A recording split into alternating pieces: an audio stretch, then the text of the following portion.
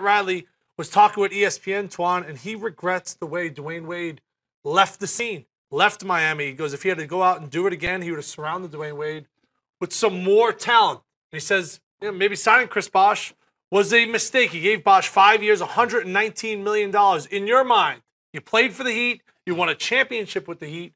Which one of these two was the bigger mistake?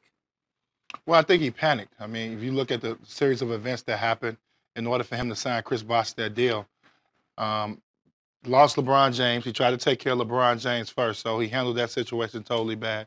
Made a bunch of promises to LeBron James. He did not want to succumb to that and give LeBron James what he wanted.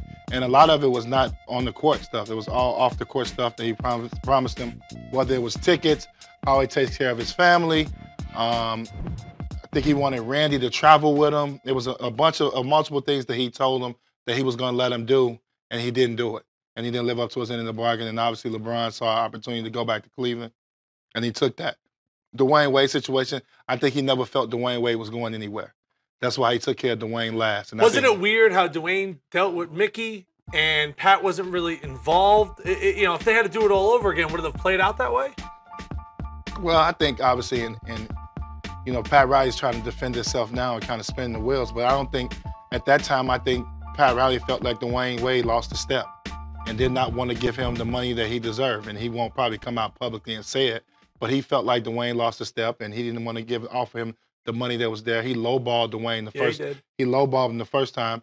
So when he went back into the situation, he went to Mickey Harrison. He's done so much for this organization. He took a pay cut the first time they went there.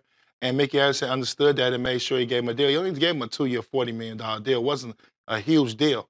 But Dwyane Wade was kind of on his decline. They actually know how injured he really is, how much he practiced. And Pat Riley needs to just admit that. Chris Bosh is just the circumstances of being at the right place at the right time. He didn't want to lose LeBron James and Chris Bosh. He couldn't afford to lose both of those guys right there.